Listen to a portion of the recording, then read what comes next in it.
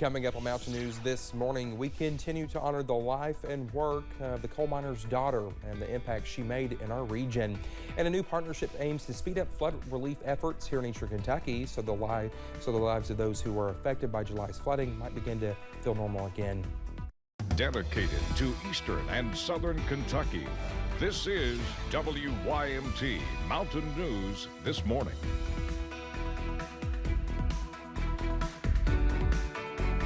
Alrighty, good morning to you. It's Wednesday and it's 6:32. I'm Dakota Makris. Thank you so much for waking up with us on this Wednesday. Let's head over to meteorologist Cameron Aaron this morning. Cameron, I literally almost called you Brandon. I called you Brandon in my head, but it came out correct. It's okay. I almost called you Keaton earlier, so I mean, hey, listen, we both of those would be compliments. Exactly. You know, Keaton, better anchor than me, and well, I won't make another comment. But you know what? That's okay. I'll just let you have it. Okay, cool. This morning, yeah, I'll just let you have it. I don't have the energy today, Dakota, to fight with you. I know. But the forecast looking pretty good for everyone out there, especially this afternoon. This morning, a little bit chilly, a little bit foggy, but later on today is looking pretty good. Here's a live look right now in Whitesburg in Letcher County. You can see some of that fog back there in the distance, and a lot of people are waking up to zero visibility this morning, especially over our southern counties from Williamsburg to Middlesboro to Harlan. All you guys waking up to some pretty dense fog, so just a heads up as you walk out the door.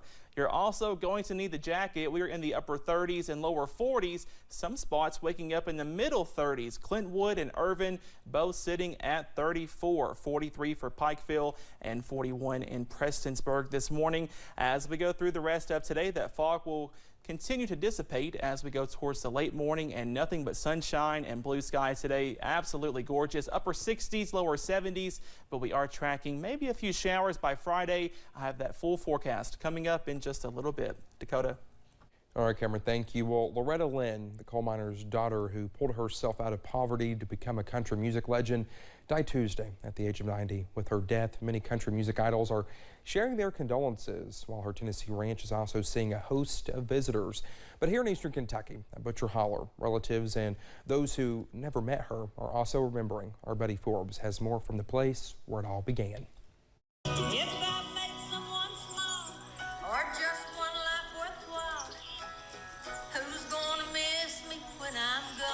April 14th, 1932.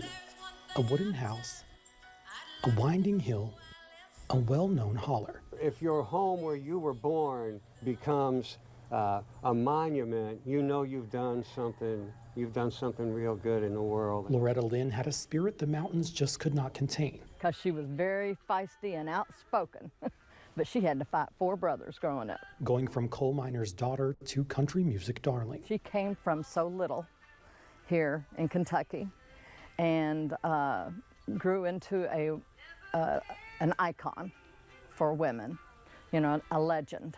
She was a legend in her own time. Empowering mountain people to follow their dreams. I followed her all the way to her big fancy show in Las Vegas, and I was so darn proud of her that a local girl made good. And showing that no matter where your roots, they see themselves and they see that possibility. You have something to contribute. She spoke out for the women. And I know there's a lot of women that their lives were directed because of some of the songs Loretta sang about. And your voice can be your biggest strength. Just having a little more freedom to speak their minds and sing their songs. In her case, a voice that will forever live on. Through her music, through her acts, she's with us all here, you know, and she's really been with us all here for quite a while here at the home place. Echoing through Butcher Holler. In Johnson County, Buddy Forbes, WYMT Mountain News.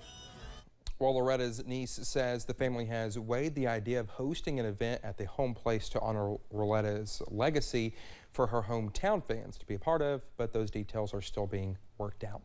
Well, here are just a few of the highlights of Loretta Lynn's amazing career. She had 51 top 10 hits. She was a Grand Ole Opry member for 60 years. She sold more than 45 million albums worldwide.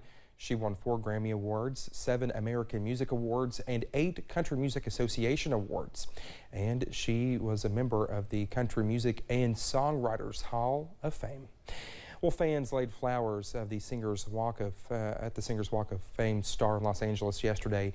Lynn's star was dedicated January 11th, 1978. She was the first woman country music artist to get one. We here in the mountains and people around the world will miss her dearly.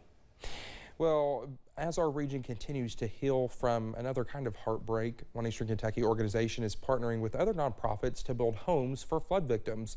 We were able to take a look at one of the homes already being built. Homes Incorporated is building 4 homes in Letcher County. We'll be framing this house probably at the beginning of next week, getting it under roof, doors, windows, sided, you know, just trying to get it done as quickly as we can. This home is just one of those 4. The Foundation for Appalachian Kentucky and FAHI partnered with Homes Incorporated and the Housing Development Alliance in the housing plan called Higher Ground, where 16 new homes will be split among Breathitt, Knott, Letcher, and Perry counties. Trying to find the funding pieces to make housing affordable is often the heavy lift, actually. You know, we live in a time when housing has never been more expensive than it is right now. Higher Ground is made possible by a $50,000 grant by FAHI and more than $1 million from the Foundation for Appalachian Kentucky. The funding was announced this past weekend. People need housing yesterday, not 2 years from now. And the problem we realize is big.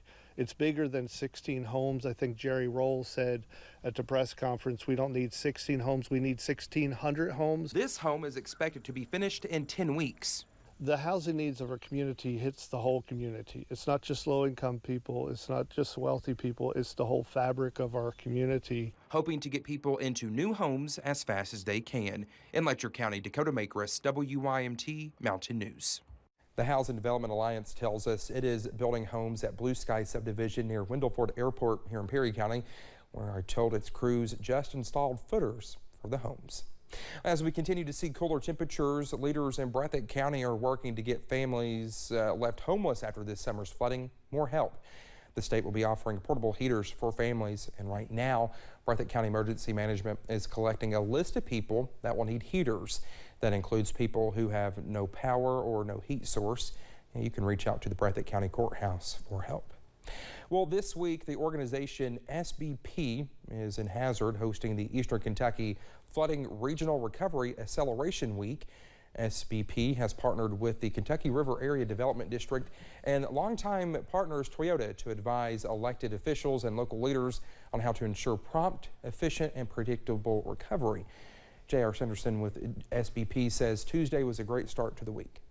And we've just had a tremendous discussion on how we're going to work this flood recovery. It's been a dramatic event for Eastern Kentucky, and we really feel like that bringing all these folks together, bringing our experts to the table, that we can provide some direction. The final day of the event is Friday. We hope to have more updates on future plans from this event and community leaders at the end of the week. A commission is starting to get input on how to spend millions in drug settlement money. The Kentucky Attorney General formed the commission to come up with a plan to spend $240 million. The Opioid Commission chair says fentanyl will be a target. You know, I think that what we need most are wraparound services. There seems to be strong support for treatment. What we're lacking, though, is the ability to keep these folks long-term.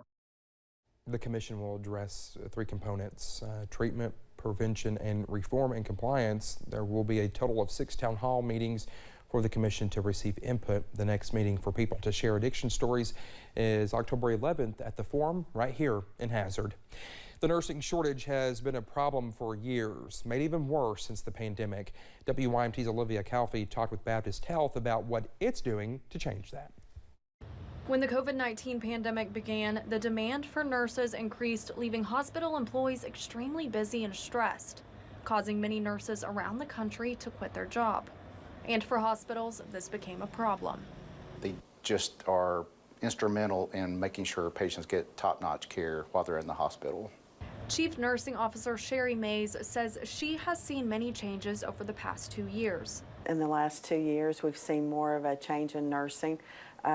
We have lost nurses to travel jobs.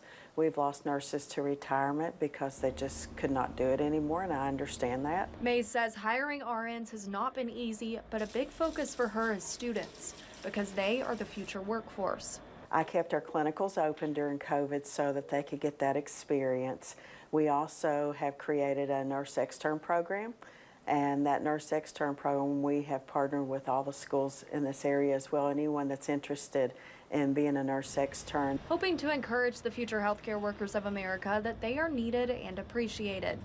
Nursing's a great profession. There's nothing more honorable than caring for people, and so I think we as nurses have to really encourage people to think about nursing as a career. Research from the University of St. Augustine for Health Sciences reveals with the growing demand for healthcare, reports project that 1.2 million new registered nurses will be needed by 2030. In Whitley County, Olivia Calfee, WYMT Mountain News.